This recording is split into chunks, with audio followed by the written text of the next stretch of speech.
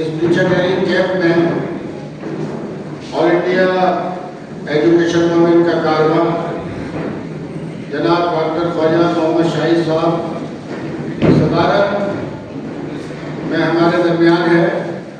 میں بغیر کسی تمہید و تاخیر کے خواجہ محمد شاہد صاحب کا استقبال کرتے ہوئے درخواست کروں گا کہ وہ تشریف لائیں اور ہندوستان میں تعلیمی نظام کی تاریخ جناب کا موضوع ہے.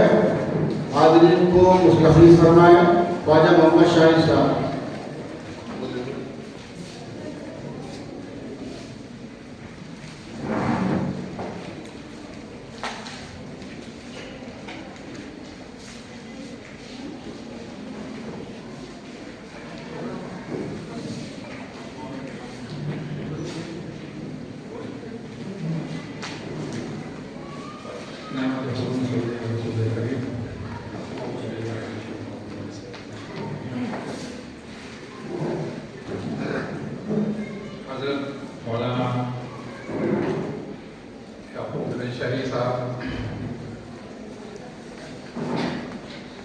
ہمارے ساتھ آئے ہوئے عبدالرشید صاحب، الیاس صاحب،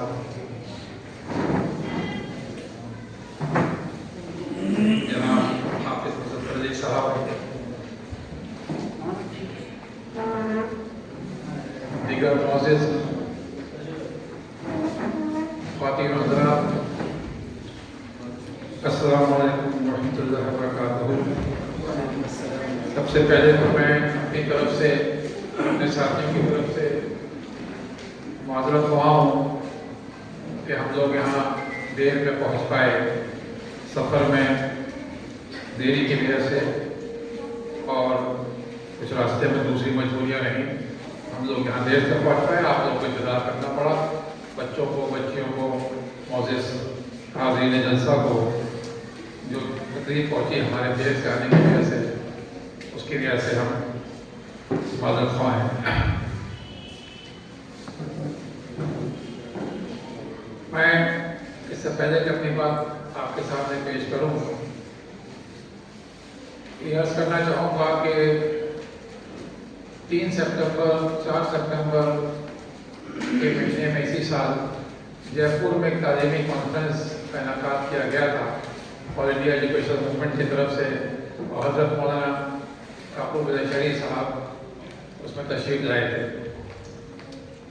اور جو ایک جلسہ، جو ایک سیشن خاص طور سے مدارس کے تعلیم، مدارس کے ترقی و ترویج کے لیے منعقد کیا گیا تھا، اس سے خطاب فرمایا تھا. حضرت نے یہ فرمایا تھا، بہت صحیح فرمایا تھا، اور یہ بات اسی وقت میرے ذہن میں وہاں چھپک گئی تھی. آپ نے کہا تھا کہ آپ سب لوگ بات کر رہے ہیں، لیکن یہاں وہ لوگ تو ہے ہی نہیں جو مدرسے سے یا مدارس سے متعلق ہیں، جو وہاں پڑھتے ہیں یا پڑھاتے ہیں یا منتظمین ہیں.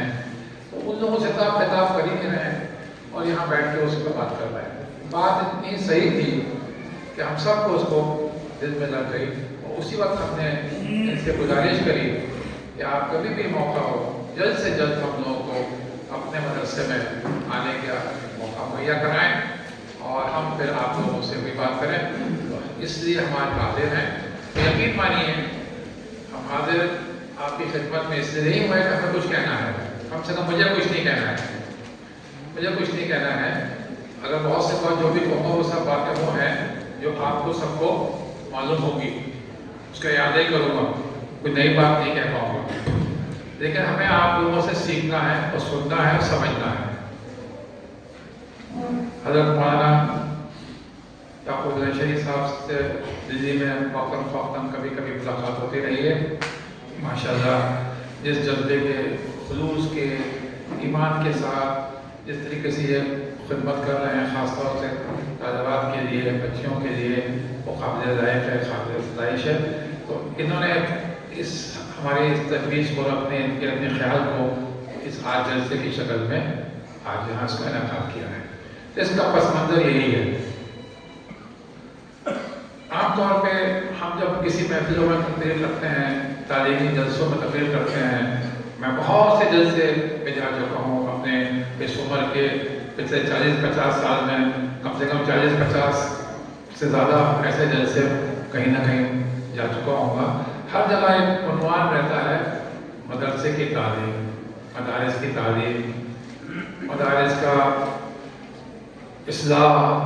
اگر اصلاح کا لفظ صحیح سمجھا جائے نہ سمجھا جائے، جس معنی میں لیا جائے، اس کے نظام، اس کے سلیبس کا، اس کے کریکولم کے بارے میں کتابیں بھی لکھی ہیں.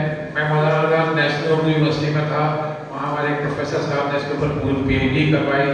پی ایچ ڈی کر کے وہ کتاب چھپ بھی گئی، وہ موجود بھی ہے میرے پاس. اور بھی لوگوں نے کتابیں لکھی ہیں وغیرہ وغیرہ. اتفاق ہم لوگوں کا بھی ہوا ہے دارالفلاح جانے کا، اور ایسے جامعہ نظامیہ حیدرآباد میں، اور ایسے جگہ جگہ جانے کا، یا جے پور میں، یا جگہ جگہ جہاں ہم لوگوں سے ان عنوان پہ بات کرتے رہتے ہیں. کہ آج آپ کے بیچ میں آ کے آپ سے سیکھنے آئے ہیں، آپ سے معلومات کریں گے کہ کیا ایسی بات ہے جس کے ذریعے یہ ایک عجیب سی صورت پیدا ہوئی ہے کہ عصری تعلیم اور دینی تعلیم، عصری تعلیم اور دینی تعلیم کے دو بڑے بڑے الگ سے حصے دکھائی دینے لگے ہیں. اور وہ ہم لوگوں کو سب کو فکر کی متفکر کرتے ہیں. حضرات، خواتین و حضرات، یہ آپ سنتے رہے ہوں گے کہ یہ جو تفریق ہے یہ بہت پرانی تفریق نہیں ہے. یہ دینی اور عصری تعلیم کی تفریق ہے، یہ بہت پرانی نہیں ہے. یہ 200 سال پرانی ہوگی. میں اس ملک کی بات کر رہا ہوں، ہندوستان کی. میں نہیں بات کر رہا کہ جو عراق میں یا دمشق میں تھا یا بغداد میں تھا، ان شہروں کی بات نہیں کر رہا، ہندوستان کی. تو یہ تفریق جو ہے 200 سال 250 سال سے زیادہ پرانی نہیں ہے. ہندوستان میں جو، جیسا کہ میں نے بتایا کہ میں آپ سے بات کرنا چاہتا ہوں، ہندوستان میں جو پرانے قدیم ہندوستان میں جو تعلیم کا نظام تھا، اس کو اگر جو ماہر تعلیم ہیں یا جو لکھتے ہیں تاریخ میں لکھتے ہیں، اس کو ویدک پیریڈ کہتے ہیں. ویدوں کا زمانہ تھا، 3000 سال پرانا، 2500 سال پرانا. تو سمجھ لیجیے کہ ہندوستان کی جتنی پرانی تاریخ ہے اتنا ہی پرانا وہ نظام تعلیم کا رہا ہوگا. جتنی ہماری معلوم شدہ نون تاریخ ہے ہمارے پاس. کوئی کہتا ہے 5000 سال پرانی تاریخ ہے، کوئی 3000 سال پرانی تاریخ کہتا ہے. لیکن بہرحال جتنی ہمارے پاس لکھت میں تاریخ موجود ہے، 3000 سال کے ہمارے پاس شواہد موجود ہیں، تو اس کے لحاظ سے یہ تعلیم کا نظام کو پڑتا ہے. اور ویدک پیریڈ کے بعد بدھزم آ گیا، تو بدھسٹ تعلیم کا نظام شروع ہو گیا. بڑی بڑی یونیورسٹیاں بن گئی. اکشرا یونیورسٹی آپ سب کا نام سنا ہوگا، نالندہ یونیورسٹی سب کا نام سنا ہوگا. جن لوگوں نے کچھ پیریڈ کی کتابیں لکھی ہیں، جو سیاح یہاں پر آئے اور بتاتے ہیں کہ نالندہ یونیورسٹی میں 10,000 سے زیادہ طالب علم تھے، اور تبت سے، چین سے، منگولیا سے، دوسرے ممالک سے، افغانستان سے طالب علم یہاں پڑھنے آتے تھے. کیا بات کی، ہاسٹل سے. ویدک پیریڈ کے چھوڑ کے جب بدھسٹ پیریڈ آیا، دونوں پیریڈ میں ان تمام اداروں میں مذہبی تعلیم کے ساتھ ساتھ اور فوج کی تعلیم، ایڈمنسٹریشن کی تعلیم، نظام حکومت کیسے چلائے، یہ سب کی تعلیم دی جاتی ہے. بدھسٹ پیریڈ میں بدھزم کی تعلیم کا اضافہ ہونے لگا اس میں، اور اسی میں ایک اکشرا اور نالندہ. اکشرا پاکستان میں ہے، نالندہ یہاں بہار میں ہے. یہ ساری یونیورسٹیوں پہ ہزاروں طالب علم دور دور سے آتے ہیں. یہ معیار تھا یہاں کی تعلیم کا. یہ وہ صدیاں تھیں. لیکن جب 11ویں صدی کے بعد اس کو میڈیول پیریڈ کہتے ہیں، مسلم حکمراں یہاں آئے، سلطنتیں بنی، تو ان کے ساتھ ساتھ مدارس کا سلسلہ بھی آیا، جس کو مدارس کہتے ہیں. میں زیادہ تفصیل میں نہیں جاؤں گا، تاریخ میں نہیں بتاؤں گا 1100 میں کیا، 1200 میں کیا، 1600 میں کیا. لیکن وہ مدارس کے سلسلہ بھی یہاں پہ بادشاہوں کے ذریعے، رئیسوں کے ذریعے، زمینداروں کے ذریعے، فیوڈل لارڈز کے ذریعے انہیں جاگیریں دی، ان کو مدرسے چلانے کے لیے زمینیں دی. اور وہاں پہ بھی مذہبی تعلیم اور دونوں قسم کی تعلیم، فلسفہ جسے کہا جاتا تھا.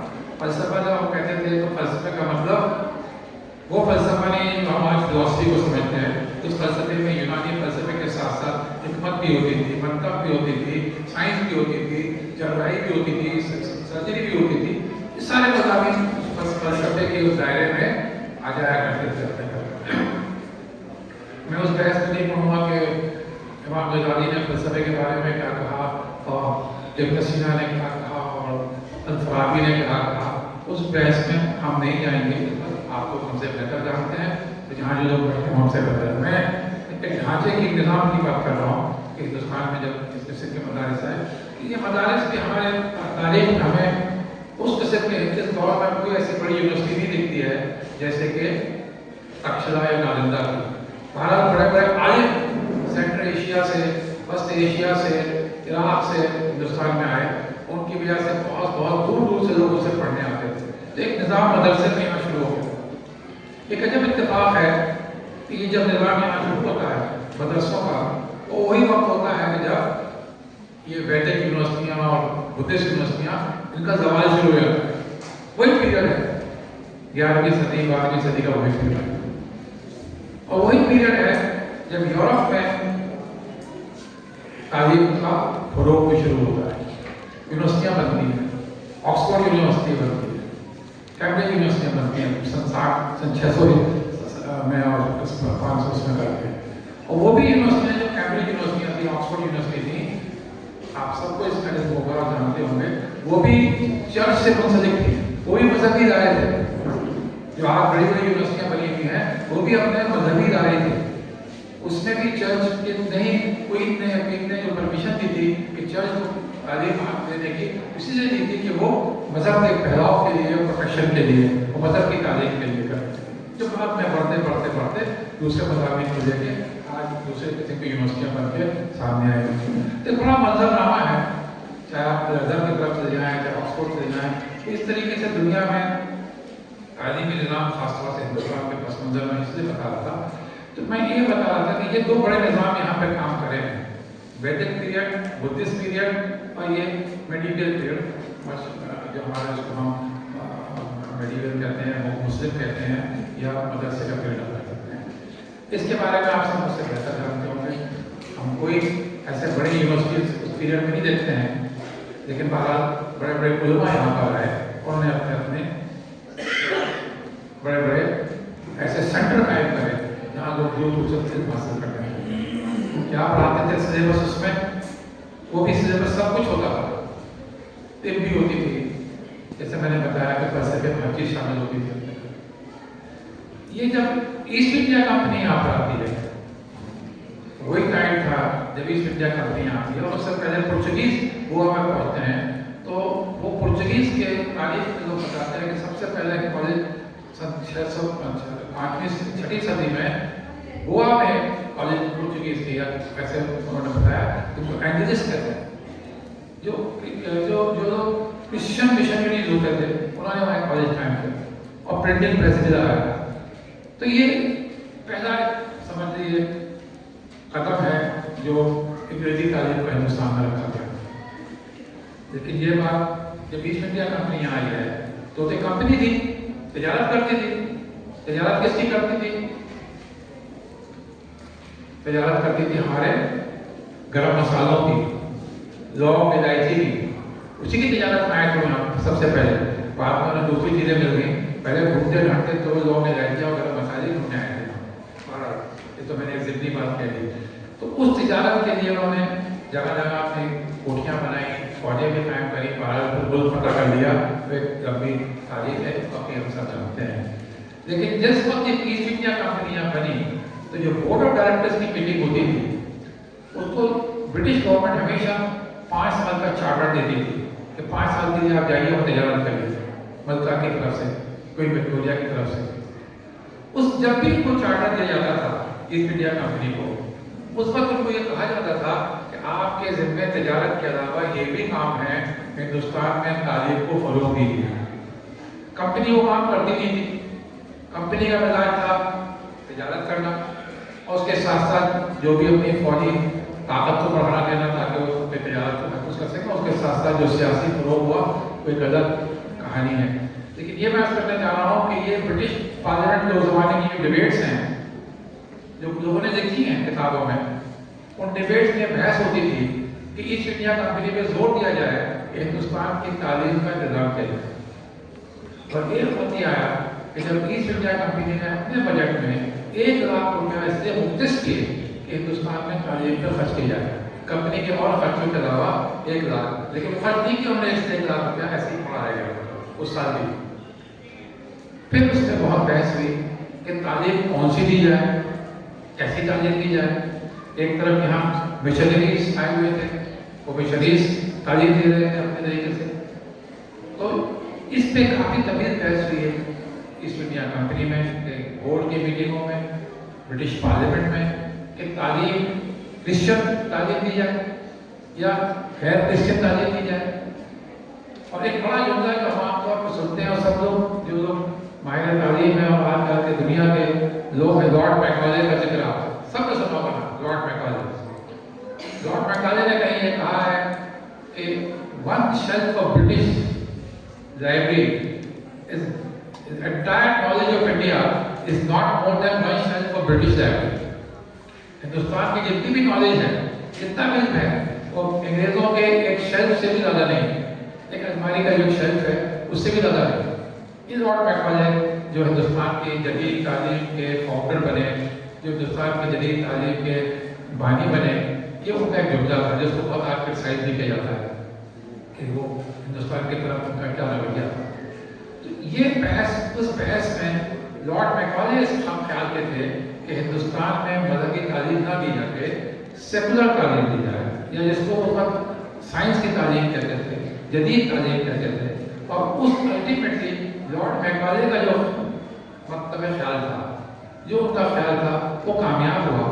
और ब्रिटिश गवर्नमेंट ने और ईस्ट इंडिया कंपनी ने यह फैसला किया कि क्रिश्चियन मिशनरीज की मतलब ताउन करते रहेंगे, वो अपना काम करते रहे, पढ़ाते रहे, लेकिन हुकूमत जो है यहाँ पर वो मजहबी तालीम को नहीं पढ़ाएगी और वो उस तालीम को फरोग देगी जिसको उन्होंने सेकुलर। ये वो वक्त था जब मजहबी तालीम और सेकुलर तालीम अपने आप ऐसे दो हिस्सों में बढ़ गई, जब ब्रिटिश हुकूमत ने यह फैसला कर लिया कि हम उस तालीम में नहीं जाएंगे।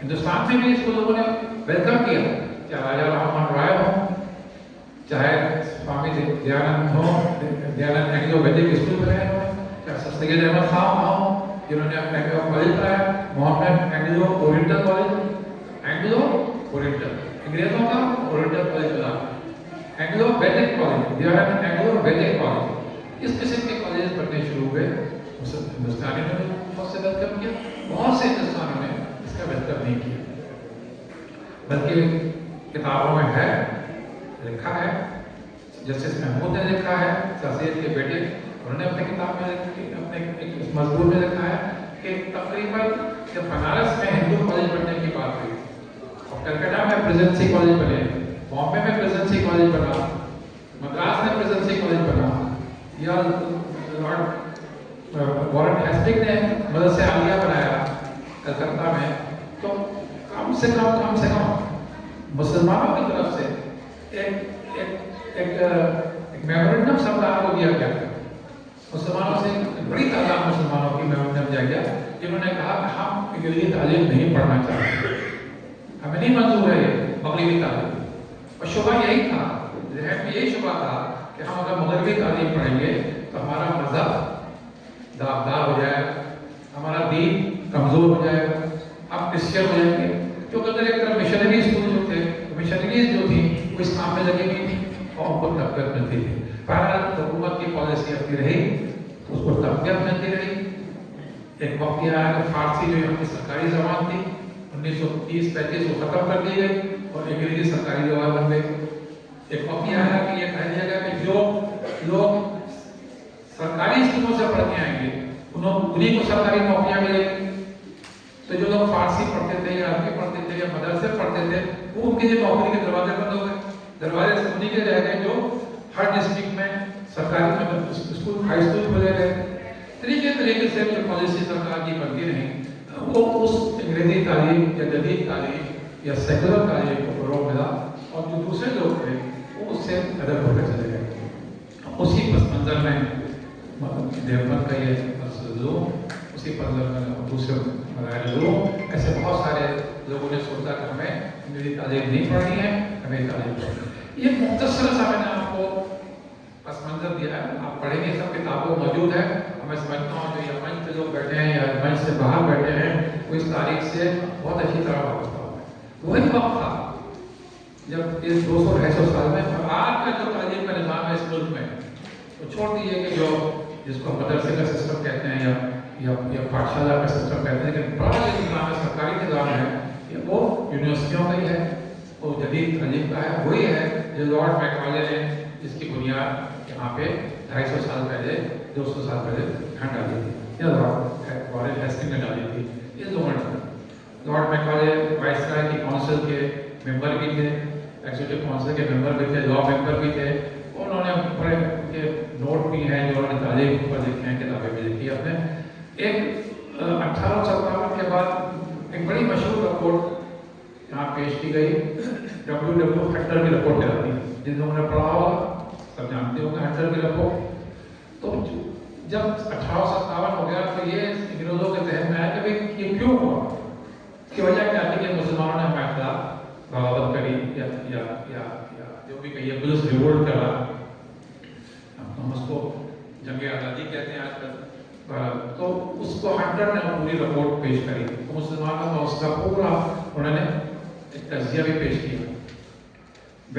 बेसिकली तो वो बंगाल तक ही महदूद की रिपोर्ट, जो भी आदाद शुमार हैं वो बंगाल, युग का जो बंगाल था वो बंगाल, बिहार और यूपी का बड़ा हिस्सा उसमें शामिल था, उड़ीसा भी शामिल था, लेकिन बहुत से सूबे इधर के शामिल नहीं थे। उसकी जो आदाद शुमार अगर आप देखेंगे तो तकरीबन आदाद शुमार वही देखते हैं जो स्ट्रक्चर कमेटी के आदाद शुमार मिलते हैं, तकरीबन वही आदाद शुमार मिलेंगे कि कितने मुसलमान ग्रेजुएट हैं, कितने मुसलमान वकील हैं, कितने मुसलमान जो है वो सरकारी नौकरियों में हैं। तो पूरा W हंटर की रिपोर्ट है जो 1858-1860 वगैरह के पब्लिश है, और आज जो सच्चर साहब की रिपोर्ट है 20 साल पुरानी, तकरीबन वही इम्बैलेंस आपको नौकरियों में, तालीम में, आला तालीम में, बड़े बड़े इदारों में मिलेगा। कहने का मतलब यह है कि इतना तवील अर्सा गुजरा, अंजुमन इस्लाम बनी, इस्लामिया स्कूल बने, MA कॉलेज बने, सैयद ने तहरीक चलाई, बहुत कुछ हुआ। आज फिर हम मुसलमान तकरीबन वहीं कहीं पहुँचे हुए हैं जो 1858 के आसपास W हंटर ने बंगाल के पस मंजर में ये रिपोर्ट पेश की। दूसरी बात है उस रिपोर्ट की, मैं नहीं कहता कि उन्होंने वहाबी मूवमेंट के ऊपर क्रिटिसाइज किया, उन्होंने कैसे सैयद अहमद शहीद की मूवमेंट आई हुई कैसे उसको क्रिटिसाइज किया, कोई अलग बातें हैं उस रिपोर्ट की। मैं सिर्फ तालीम की तरफ उसके जो आदाद शुमार हैं बता रहा हूँ, आप लोग कहीं भी गूगल करेंगे या इंटरनेट में देखेंगे सबको मिल जाएगा हंटर की रिपोर्ट और सच्चर की रिपोर्ट में। तो मौजूद सदर जलसा और जितने भी लोग स्टेज पे बैठे हैं, मैं ये तारीखी पस मंजर इसलिए बताना चाह रहा था कि हमारे जहन में तो ये बात है, हमें तो ये बताया गया है कि तालीम का तो नाफे है या गैर नाफे है, फायदेमंद है या गैर फायदेमंद है। तो जो फायदेमंद तालीम है हमारे लिए वही बेहतर तालीम है। हमें तो इस्लामिक उसूल यही बताया गया है कि नाफे तालीम की तरफ जाया जाए, गैर नाफे तालीम की तरफ ना जाए। अब ये फैसला कि नाफे क्या है और गैर नाफे क्या है और कौन सी तालीम नाफे है न नाफे, मैं आप सबकी सोच पे और आप सबकी सोच समझ पे छोड़ता हूँ, हम सब अपना इसका फैसला कर सकते हैं। लेकिन मैं ये बात बताने जा रहा था कि ये जो मैंने मुख्तसरन आपको ढांचा करीब 200 साल का 250 साल का सामने रखा है, मुख्तसर बहुत मुख्तसर, वरना तो मैंने वो पूरी किताब पढ़ी है जिसमें ब्रिटिश पार्लियामेंट में डिबेट्स होती थी कि हिंदुस्तान की तारीख के बारे में MPs क्या बोलते थे क्या बोलते थे। जब जब ईस्ट इंडिया कंपनी का चर्चा होती थी, जब जब इंडिया पे चर्चा होती थी, तो कुछ MP वहाँ पे इसकी शिकायत करते थे कि हिंदुस्तान में तालीम पर तवज्जो नहीं दी जा रही है, हिंदुस्तान में लोग ईस्ट इंडिया कंपनी ये सब काम नहीं कर रही। तो ऐसे भी लोग थे वहाँ पर जिस पर तवज्जो दिया करते थे, वो किताबें मौजूद हैं, वो तमाम डॉक्यूमेंट भी मौजूद हैं। तो ख़वातीन हज़रात, हमें जो बात 1858 के बाद हमें हमारी समझ में आती थी कि तालीम के जरिए हमने आगे बढ़ने का है, मैं समझता हूँ आज की सदी में वही बात हमारे सामने आती है। अब ये जब तो हम सब मानते हैं, जितने इस हॉल में बैठे होंगे लड़के लड़कियाँ बुजुर्ग मेरे से यंगस्टर्स जितने भी हैं, सब मानते हैं कि तालीम अहम है, ज़रूरी है, तालीम के है। इसमें जैसे अंग्रेजी में कहते हैं, इसमें there can not be no to opinions, इसमें कोई दो राय ही नहीं है अपने करके। लेकिन तालीम सब मानते हैं और इतना काम भी हो रहा है, आप लोग इतना काम कर रहे हैं। अब ये नई एजुकेशन पॉलिसी भी आ गई, उसमें भी तालीम, उससे पहले 1986 की एजुकेशन पॉलिसी थी, उससे पहले डॉक्टर कोठारी 1964 की एजुकेशन पॉलिसी थी, اس سے پہلے 1948 میں رادا کرشنن کمیشن تھا، تو رادا کرشنن کمیشن ہو، کوٹھاری کمیشن ہو، 86 کی پالیسی ہو، 2020 کی پالیسی ہو، اور کتنی پالیسیاں ہوں، سب میں تعلیم کے لوگوں کے لیے تعلیم کو اہمیت کے سب نے مانا ہے، مانتے ہیں۔ 3 چیزیں جب ہم تعلیم کے بعد کیا سمجھتے ہیں لوگ تعلیم؟ یہی ہے کہ ہم جو کچھ ہمارے پاس علم ہے ہم دوسروں تک پہنچا دیں، یا جو کچھ ہم نے علم پیچھے سے حاصل کیا ہے اس کو دوسروں تک پہنچا دیں، یگا جنریشن کو، نئی جنریشن کو پہنچا دیں۔ اس کے لیے مدرسے، تعلیمی ادارے، اسکول کالج کے باضابطہ نظام قائم کر دیں، یا گھر میں بیٹھ کے کر کے کوئی پڑھا دیں، کوئی بھی نظام قائم کر دیں۔ یہ ہم تعلیم کہتے ہیں کہ یہی چیز ہمارے ذہن میں آتی ہے۔ تعلیم کی بہت لوگوں نے الگ الگ قسم کے ڈیفینیشنز تعلیم بیان کری ہیں، مہاتما گاندھی نے کری ہیں، سب نے کری ہیں۔ آپ اس کی ڈیفینیشن میں جائیں گے جب بھی فہرست آپ کو مل جائے گی۔ لیکن جب 3 چیزیں آج کے دور میں سب سے زیادہ اس پہ زور دیا جا رہا ہے، تو یہ ہے، میں سب چیزوں کو چھوڑتے ہوئے ایک چیز کی طرف توجہ کرتا ہوں کہ ایسی معیاری تعلیم ہو کہ ہندوستان وشو گرو بن جائے، وشو گرو، اور وہ تعلیم ہم کو ایک اچھا شہری بنائے، ایسا ہندوستانی بنائے جو ہندوستان کی کلچر کو، تہذیب کو فروغ دے، ہندوستان پہ فخر کرے۔ اور یہ سب نئی ایجوکیشن پالیسی میں لکھا ہوا ہے، اس کے ویژن میں، مشن میں، آبجیکٹس میں لکھا ہوا ہے، اور اس کے لیے پورا انہوں نے ایک ڈھانچہ ہمارے پیش کیا ہے۔ ایک چیز جو سب لوگ مانتے ہیں، سارے ماہر تعلیم مانتے ہیں کہ معیاری تعلیم سب کو ملنی چاہیے۔ یہ نہیں کہ معیاری تعلیم خواجہ شاہد کو مل جائے اور عبدالرشید صاحب کو نہ ملے، یا جو آسام میں رہ رہے ہیں ان کو نہ ملے، یا جو گاؤں میں رہ رہے ہیں ان کو نہ ملے، جو شہر میں رہ رہے ہیں ان کو مل جائے، یا لڑکیوں کو نہ ملے، لڑکوں کو مل جائے۔ تو معیاری تعلیم کی جو ہے ایکسس جو ہے وہ سب کو ہونی چاہیے، اور سب کو سمان تک ایکوٹی، برابر کی تعلیم ہونی چاہیے، اور سب کی کوالٹی ایسی ہونی چاہیے۔ تو ایسا نہیں ہے کہ میرے اسکول میں کوالٹی تو جو لوگ 1 لاکھ روپے دے کے پڑھا رہے ہیں ان کی کوالٹی اچھی ہونی چاہیے، جو لوگ بچے 47 اسکول پڑھا رہے ہیں ان کی کوالٹی کم ہوتی ہے۔ تو ایکوٹی، ایکسس اینڈ کوالٹی، یہ سب مانتے ہیں۔ اسی پہ ہمیں توجہ کرنی ہے اپنے اداروں کو، ہم بھی اس پر کاربن ہونا ہے ہمیں۔ ہم لوگ یہی میسج لے کر جاتے ہیں، اب کوالٹی کیسے حاصل کریں؟ کوالٹی حاصل کرنے کے اپنے طریقے آپ سب لوگ چن سکتے ہیں۔ ہر طالب علم اپنا چن سکتا ہے کہ مجھے ڈاکٹر بننا ہے، انجینئر بننا ہے، مجھے وکیل بننا ہے، میں یہ معیار حاصل کروں گا، میں جج بنوں گا۔ ہر ادارہ اپنے طے کر سکتا ہے۔ تو اس کوالٹی کے ہمیں کچھ معیار طے کرنے ہوں گے، جس کو اگر ہم کہہ سکتے ہیں کہ ہم جو دے رہے ہیں، وہ لرننگ جو دے رہے ہیں اس کا آؤٹ کم کیا ہوگا، وہ معیار طے کریے کہ ہم جو تعلیم دے رہے ہیں کہ ہمارا بچہ 4 سال 5 سال یہاں پڑھ کے نکلے گا یا بچی نکلے گی تو کیا لے کے جائے گی اپنے ہاتھ میں، کس معیار سے جائے گی، وہ معیار کیا ہوگا؟ آج کی تاریخ میں کووڈ کے بعد جتنی بھی رپورٹیں آئی ہیں، جتنی بھی سرکار کی آئی ہیں، NGOs کی آئی ہیں، بین الاقوامی رپورٹس آئی ہیں، میکنزی کی رپورٹ آئی ہے، سب نے یہ کہا ہے کہ کووڈ کے بعد جو لرننگ ہوئی ہے اس میں کمی ہو گئی۔ اتنی بھی آن لائن پڑھائی ہوئی ہے، آن لائن پڑھائی کے میں خلاف نہیں ہوں، مجبوری تھی کرنا ہے، اور آنے والا وقت وہی ہے آن لائن پڑھائی کا، ہائبرڈ موڈ میں پڑھائی ہونے کا وقت آ رہا ہے۔ لیکن اس کی وجہ سے جو بھی سسٹم ہوا، بیماری کی وجہ سے، کووڈ کی وجہ سے جو تعلیم دی گئی اس میں کمی رہ گئی، یعنی جو بچہ اگر 5ویں کلاس میں ہے اس کے پاس جو تعلیم ہے وہ 2ری کلاس کی ہے یا 3ری کلاس کی ہے، بعض سبجیکٹ میں میتھمیٹکس ہے، لینگویج ہے، اس سب میں۔ یہ رپورٹیں آ رہی ہیں، جیسے میکنزی کی رپورٹ ہے، اس نے امریکہ کے پس منظر میں یہ رکھا ہے کہ بلیکس کی جو تعلیم ہے اس کا ان کے پاس کا ڈیفیسٹ ہو گیا، بلیکس مائنورٹی میں ہیں، مارجنائز ہیں، ان کی معاشی حالت اتنی بہتر نہیں ہے، ان کا تعلیم معیار کم ہو گیا۔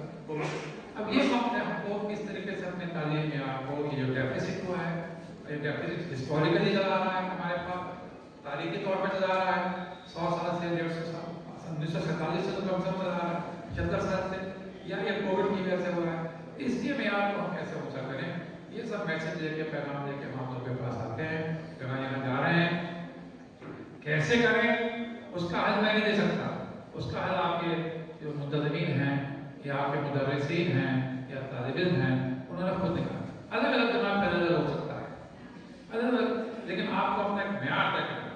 जब मेरी बच्ची यहाँ से पढ़ के निकलेगी, तालिब इल्म निकलेगा, उसके पास इतनी नॉलेज होगी, उसके पास इतना नॉलेज कंप्यूटर की होगी, उसके पास इतनी नॉलेज अंग्रेजी की होगी, उसके पास इतनी नॉलेज साइंस की होगी, या फिक्र की होगी या और हदीस की होगी, इल्म कलाम की होगी, जो भी आप लोग अपने पढ़ाते हैं उसकी करें। तो ये म्यार जरूर तय करिए और जी जान लग जाइए वो म्यार हासिल कर जाता है, वही हम करना है। और उसके लिए सबसे आखिरी बात जो मैं समझना कहता हूँ, सबसे अहम जो है वो मुदर्रिस है, वो टीचर है, मुदर्रिस है और टीचर है। अगर बच्चे किसी प्रोजेक्ट में कमजोर रह जाते हैं तो उसकी जिम्मेदारी सिर्फ और सिर्फ मुदर्रिस की है। सब मानते हैं, दुनिया मानती है आपकी तारीफ, वो जिम्मेदारी किसी तालिब इल्म की कुछ कमी हो सकती है, लेकिन वो कमी को पहचानना, उस कमी को दूर करना, वो लोगों को मुदर्रिस का काम है। आज लोग काम कर रहे हैं, आपने देखा होगा हमारे याकूब साहब के बिदर में डॉक्टर शाहीन ग्रुप में डॉक्टर कदीर साहब अपने एक प्रोग्राम चलाते हैं, हमारे फंक्शन में आपके साथ आते हैं, उसको उन्होंने नाम दे रखा है एकेडमिक आईसीयू। जिस तरीके से मेडिकल आईसीयू होता है, उन्होंने एकेडमिक आईसीयू बना दिया। तो जो बच्चे कमजोर हैं तालीम में, उनको वो आईसीयू में ले आते हैं, उन पर मेहनत करते हैं 3 महीने 4 महीने 5 महीने। उनके अपना स्कूल है, शाहीन स्कूल है बिदर में, कर्नाटका में, वो आप सब उनके इश्तिहार भी पढ़ते होंगे, उनका बहुत नाम हो रहा है। तो वो उनको तालीम देते, उनका स्टैंडर्ड करते हैं और दूसरों के बराबर। एक मिसाल दी, बहुत सी मिसालें हैं, अलग अलग मिसालें हैं। हर इदारा अपना कुछ ना कोई म्यार पैदा करके, अपना तरीका पैदा करके, हम सब जमा ये गुजारिश करते हैं। हम जो भी आज यहाँ जो आए थे, हमने इसका नाम रखा था ट्रेनिंग, लेकिन हमको ट्रेनिंग का माहौल तो यहाँ मुझे दिखता नहीं है। तो मैंने सोचा कि फिर जो मैं ट्रेनिंग के बारे में सोचने जाया था वो तो मैंने रख दिया, लेकिन मैं सोचा कि जो आपसे मैं बात कर सकता हूँ कि एक मुस्तकिल प्रोग्राम बनाइए, हजरत टीचरों की ट्रेनिंग, असातिज़ा की ट्रेनिंग का कैसे मुस्तकिल प्रोग्राम बने। और ये कहीं मैं अभी पढ़ रहा था कि तालीम कभी मुकम्मल नहीं होती, तालीम नेवर कंप्लीटेड। मैं कहूँ मैंने एमए कर दिया, तालीम मुकम्मल हो गई? नो सर, नो, आपकी नजरत नहीं। तालीम तो एक जिंदगी भर का काम है। तो और इतनी तहकीक हो रही है, इतनी तहकीक हो रही है तालीम के पढ़ाने के तरीकों में, इंफॉर्मेशन टेक्नोलॉजी को, कंप्यूटर को कैसे तालीम में इस्तेमाल किया जाए। कंपनियां बन रही हैं जो उसको काम कर रही हैं, आर्टिफिशियल इंटेलिजेंस का इस्तेमाल हो रहा है, रोबोटिक्स का इस्तेमाल हो रहा है, वगैरह वगैरह। इतनी इंटरनेट के जरिए तालीम का इस्तेमाल हो रहा है। जैसे मैंने कहा कि कोविड में सारी ऑनलाइन पढ़ाई हुई है, तो टेक्नोलॉजी का इस्तेमाल, उसमें कैसे हम अपने असातिज़ा का म्यार ऊँचा करें, पढ़ाने के तरीकों में, तदरीस के तरीकों में कैसा ऊँचा करें, उनकी नॉलेज कैसे बेहतर करें, उनके स्किल्स कैसे इम्प्रूव करें। और ह्यूमन स्किल्स इसकी बात आजकल होती है, ह्यूमन स्किल्स, लाइफ स्किल्स, मिलने मिलाने के तरीके, साथ रहने के तरीके, ग्रुप में काम करने के तरीके, एक दूसरे को समझने के तरीके, वो ह्यूमन स्किल्स जो कहा जाता है, लाइफ स्किल कहा जाता है, उनमें भी लोग आप ट्रेनिंग के प्रोग्राम करते हैं और सिखाते हैं। तो इस ट्रेनिंग के प्रोग्राम की हम लोग अहमियत समझ के आए थे कि हम लोग कुछ हमें बात करेंगे। हमारे साथ दूसरे साथी भी हैं। मैंने आपका बहुत ज़्यादा वक्त दिया, समाखाशी के लिए माफ़ी चाहता हूँ, लेकिन मैं सोच के जो भी आया था कि भारत आपके ख़ासतौर से ये बच्चियाँ यहाँ पर हैं और वो अपने तालीम के लिए लगी हैं, जस्तजू में लगी हुई हैं। और हम बहुत जगह देख रहे हैं, कि लड़कियाँ तालीम में लड़कों से आगे बढ़ी हुई हैं, काफ़ी आगे बढ़े। जिस किसी इदारे में जाते हैं तो अगर कोई डिग्रियाँ, इस बार मैं हैदराबाद में था, मदीना कॉलेज है वहाँ पर, उसके कॉन्वोकेशन में मैं गया तो ज़्यादातर लड़कियों को मेडल मिल रहे थे। हमारे मानो नेशनल यूनिवर्सिटी में लड़कियाँ ज़्यादा बेहतर परफॉर्मेंस कर रही हैं, बड़ी खुशाइन बात है। यहाँ भी लड़कियों का जा रहा है,